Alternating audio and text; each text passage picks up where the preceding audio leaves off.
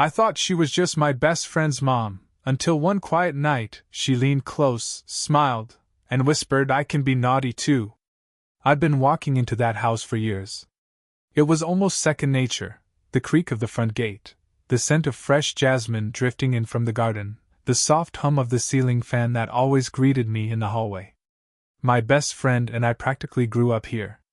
His house was the hangout spot, the safe haven, the place where weekends blurred into nights filled with video games, late-night snacks, and whispered plans for the future. And yet, on this particular day, something felt different.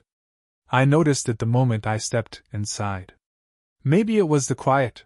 My friend had stepped out to run errands, leaving me to wait for him. Or maybe it was her presence, filling the space in a way I had never really allowed myself to notice before. His mom, she wasn't just a background figure anymore. She wasn't just the one reminding us to eat, or laughing softly at our teenage chaos. Now, at 23, I found myself seeing her in a new light, one I couldn't easily ignore. She was in the kitchen when I walked in, sunlight pouring through the wide window and casting a warm glow on her. She moved with an effortless grace, like she had nothing to prove. Her hair caught the light, strands shifting from chestnut to gold as she turned. And her voice, low, steady, carrying a quiet confidence, floated over to me. "Hey," she said, smiling when she saw me. "He'll be a little while. You can sit if you'd like. Coffee?" Her smile lingered longer than it used to, or maybe I was just paying more attention than ever before. I nodded, taking a seat at the kitchen table, the wood polished smooth from years of meals and conversations. The kettle hissed as she poured water, and I found myself watching her more carefully than I should have, her steady hands, the way she leaned slightly against the counter while waiting, the rhythm of her movements unhurried and calm. When she placed the cup in front of me, the warmth of the porcelain seeped into my fingers, but it was her closeness I noticed most. The faint scent of her perfume, subtle, floral, like spring after rain, brushed past me, and for a second I forgot to breathe. It was strange, this shift. I'd been here 100 times before, but today the air carried something unspoken, something delicate and charged. The house wasn't just a familiar backdrop anymore, it was the stage for a feeling I couldn't quite name. I looked at her, trying to steady myself, but she caught me with those eyes, kind, warm, and just a little amused, as though she could sense what I was struggling not to think. And in that moment, I realized this wasn't just my best friend's house anymore. It was the place where something new was quietly beginning, whether I was ready for it or not. He wasn't back yet. I glanced at the clock on the wall, the one that ticked a little louder than it should, and realized it had already been 15 minutes. It was just the two of us now, sitting across the same kitchen table where I'd shared countless late-night meals with my best friend. But this time, it felt different, charged, like the air carried something unseen. She sat across from me, her coffee cup cradled lightly in both hands.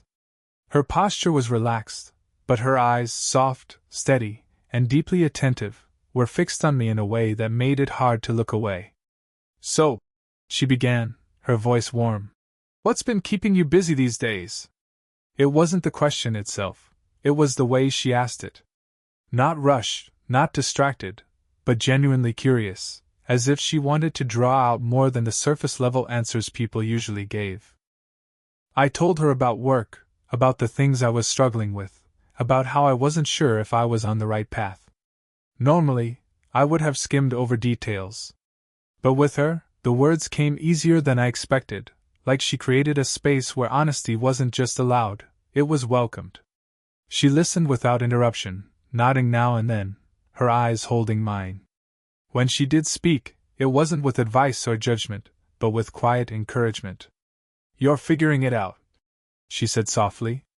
"That's more than most people your age can say."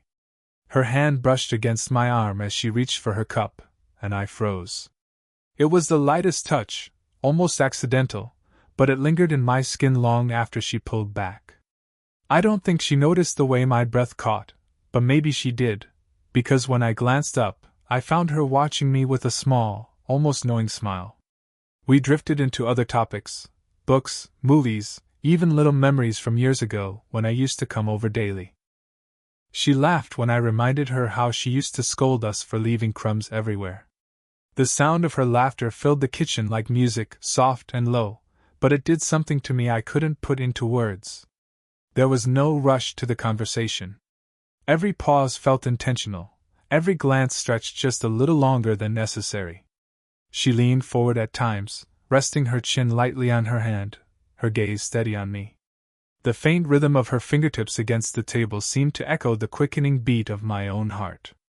And it struck me then, how easy it was to talk to her. How natural it felt to be seen not as someone's friend, or as a boy she'd known for years, but as a man sitting across from her now. Outside, a car passed, and the sound pulled me back to reality. I looked at the door, half expecting my friend to walk in. But the house remained quiet. Just us. Just this. And in that silence, I realized the line between ordinary conversation and something more had already begun to blur.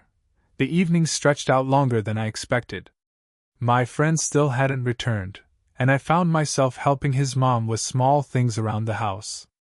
It was nothing big, carrying a box from the hallway closet, reaching up to adjust a frame that had tilted slightly on the wall, but every task seemed to draw us closer in ways I hadn't anticipated. By the time we settled in the living room, the sky outside was fading to a dusky blue. The lamp beside the couch filled the room with a soft, amber glow. She poured herself a glass of wine and offered me one too, but I shook my head, still nursing the half-empty coffee she'd made earlier. She sat down on the sofa, not across the room but on the same side, just a comfortable space away.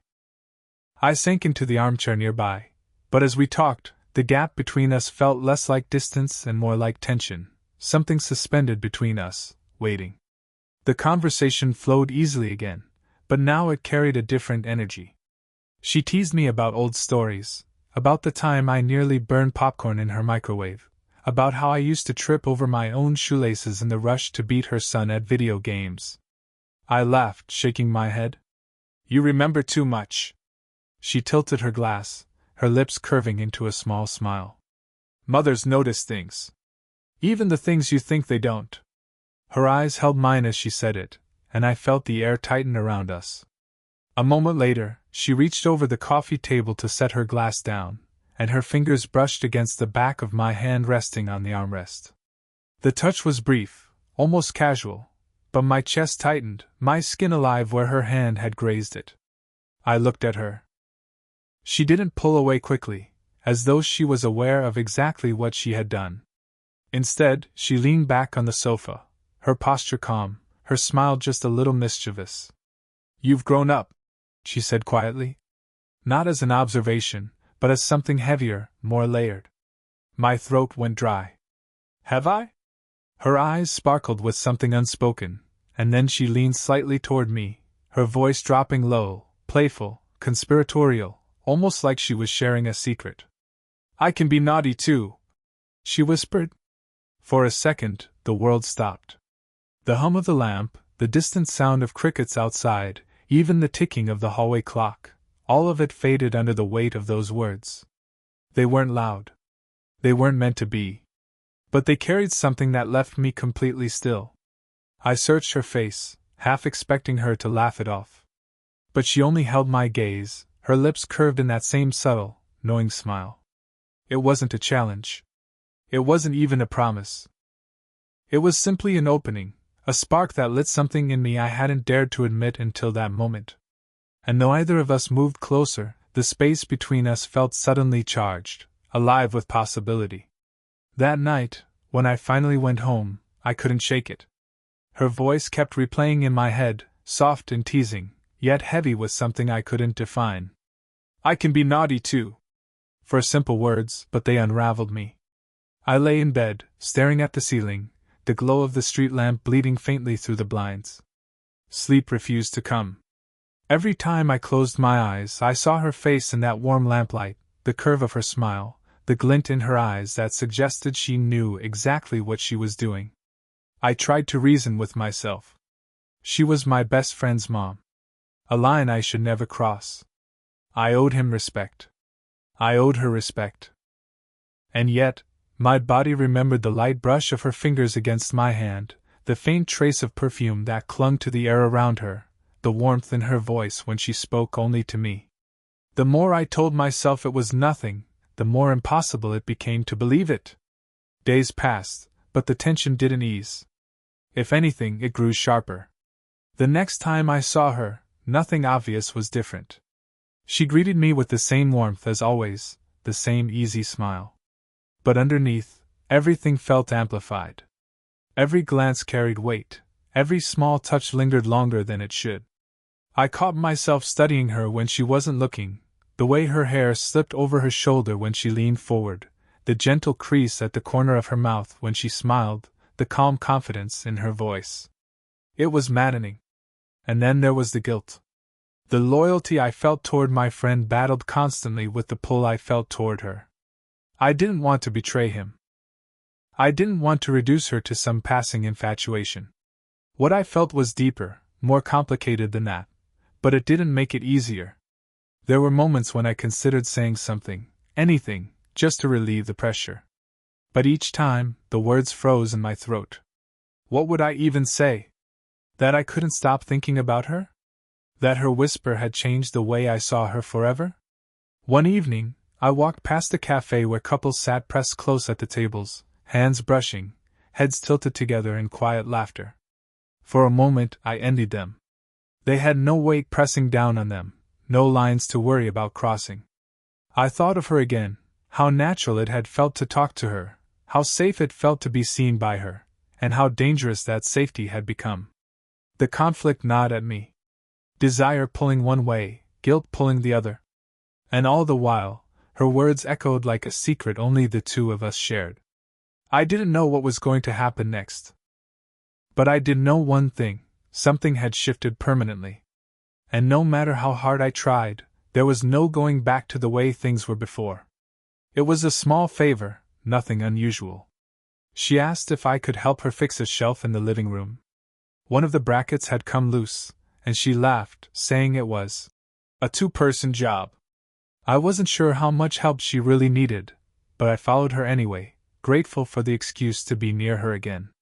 The shelf was shoulder height, and as I steadied it against the wall, she leaned in to guide the placement of the screws. Her hand came over mine, light and sure, her fingers wrapping around my wrist to adjust my angle. "Here, like this," she murmured. The simple touch sent a current through me. My breath caught, though I tried to keep it steady. Her skin was soft, warm, and her closeness made every other detail, the faint scent of her shampoo, the gentle brush of her sleeve against my arm, impossible to ignore. I tightened the screw, forcing myself to focus, but she didn't pull her hand away right away. For a long moment, her fingers lingered over mine, and when I finally glanced at her, she was already watching me. Neither of us spoke. Neither of us moved. The air between us grew heavy, charged. Her eyes softened, as though she were silently asking me something I didn't yet have the courage to answer. Finally, she stepped back with a small smile. "Perfect," she said, though her voice was quieter than before. I swallowed, nodding, trying to mask the storm building inside me. Later, when she asked me to help carry groceries in from the car, it was the same, each task innocent, yet threaded with something more. Our hands brushed as she passed me a bag. Our shoulders touched as we squeezed through the doorway together. Every accidental contact felt deliberate, every glance a secret exchange. At one point, as I set the last bag on the counter, I turned and found her right there, closer than I expected. We both froze, inches apart, the space between us thin as a whisper. Her lips parted like she might say something, but the words never came. Instead, we just stood there, the hum of the refrigerator filling the silence, our eyes locked. My heart pounded so loudly I was sure she could hear it. Then she smiled softly, stepping back just enough to break the moment. "Thank you," she said, her tone carrying a warmth that felt far deeper than gratitude. I nodded, but my voice wouldn't come. That night, when I left, I couldn't stop thinking about how close we had come, how the invisible line between us had thinned to almost nothing. We hadn't crossed it, not yet. But I knew, with every brush of her hand and every glance that lingered too long, we were inching closer. And if it happened again, I wasn't sure either of us would be able to step back. It was late when I found myself there again. The house was quiet, the kind of stillness that settles when the world outside has already gone to sleep. My friend had gone out for the evening, leaving me with her once more. I told myself I'd just keep her company for a little while, but the truth was I didn't want to leave. She was sitting on the couch with a blanket draped over her lap, a book in her hands. The lamp at her side cast a golden glow across her face, softening her features, highlighting the gentleness in her expression. When she looked up and saw me, she smiled, not the polite kind, but something warmer, something that felt like an invitation. "Sit with me," she said quietly. I did. At first, we talked about ordinary things, how her day had gone, how work had been for me, little details that filled the silence. But gradually, the conversation shifted. Her voice grew softer, her words slower, as though she was letting go of something she'd been holding inside. "People always think I have it all figured out," she said after a long pause. She closed the book and set it aside, her eyes fixed on the glass of water in her hands. "They see me smiling, handling things, and assume I never struggle. But some nights," her voice caught slightly before she went on, "some nights it feels unbearably lonely." I didn't speak right away. I didn't want to interrupt her, didn't want to risk breaking the fragile honesty she was offering me. She looked at me then, and for the first time, I saw not just the graceful, confident woman I'd admired, but the vulnerable heart beneath it. "I don't usually admit that," she whispered. Something in me ached to close the distance between us. So I did the only thing I could, I shifted closer, letting my presence be an answer.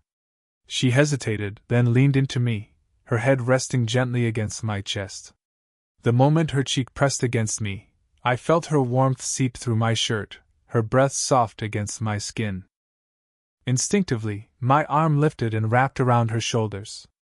It wasn't bold or reckless. It was tender, protective. For a long while, we just sat there like that. No words, no explanations. Just the sound of her steady breathing and the rhythm of my heartbeat beneath her ear. I closed my eyes, letting the weight of her against me sink in, memorizing the feeling. It struck me then how rare this was, to be trusted with someone's hidden fears, to be allowed so close. And it wasn't desire that filled me in that moment, but something deeper. Care. Connection.